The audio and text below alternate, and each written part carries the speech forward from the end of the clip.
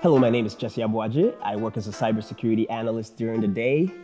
Outside of work, I'm a man of many interests. I spend my time in the boxing gym most of the time, lift weights too, and a passion of mine is cooking. I'm a big fan of the culinary arts. I got into blogging a couple of years ago. I had a menswear accessories company, and that led me into blogging, and that kind of led me down the path of content creation. So I basically create content around my interests. So in regards to Black History Month, I never experienced Black History Month till I was 14. I grew up in Ghana. I was born in Canada, but I grew up in Ghana from 2 to 14, and I moved back here for high school in grade 10. And yeah, I'd never experienced Black History Month till like February of 2006, and that was very odd to me because I mean, I've been Black my whole life, and being Black is celebrated every day, pretty much, right? So that Black History Month was quite a unique experience. I also wondered why it was the shortest month in the year, but, but I digress. That's neither here nor there. But yes, first experience is Black History Month. I thought it was pretty good that they were highlighting Black figures to celebrate. In high school, there was a Black History show. Actually, they kind of tied that in with like a fashion show, and they highlighted some Black historical figures.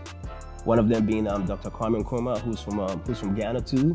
He was the first president, and he was one of the key leaders in abolishing neocolonialism, and also like pretty much getting most African countries free of colonial rule.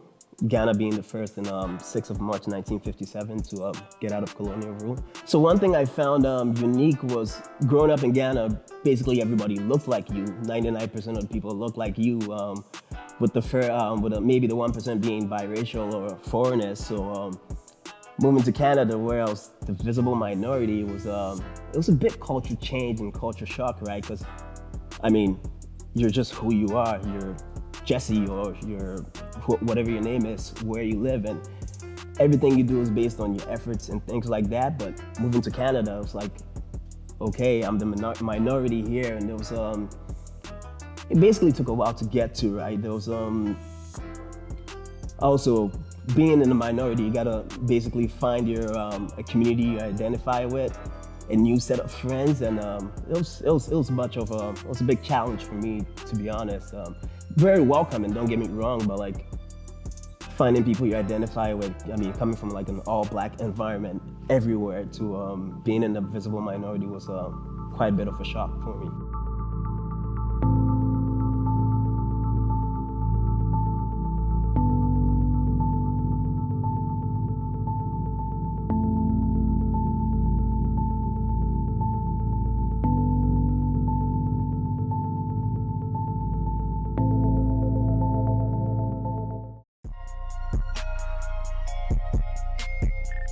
So for my moment today, I'll be speaking of the Jamaican Maroons who came to Nova Scotia on the 21st and 22nd of July, 1796.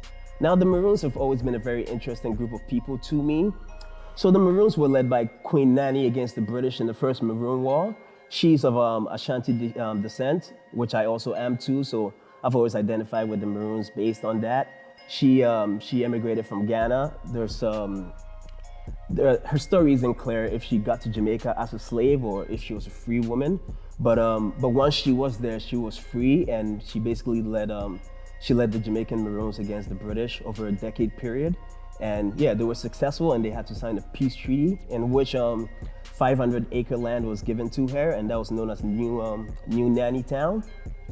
So this leads on to the second Maroon War. The second Maroon War was started by the Trelawney Town Maroons, and in 1795, yes, they went to war against the British. They ended up being outnumbered and losing. There was a measles outbreak. They ran out of food, so eventually they ended up losing the war, and there had to be a treaty between the Trelawney Town Maroons and British government. Eventually, the British government said they didn't hold up their end of the peace treaty, so they ended up being exiled to Nova Scotia. On the 21st and 22nd of July, 1796, the Maroons landed in Nova Scotia. Some of them were settled on the land that was given to the Black loyalists who left for Sierra Leone in 1792. During the time in Nova Scotia, the Maroons didn't really find that time pleasant. On top of other challenges they faced, I mean, segregation and things like that, the weather wasn't favorable. So factoring the Maroons' strong military background, a militia company was formed for them.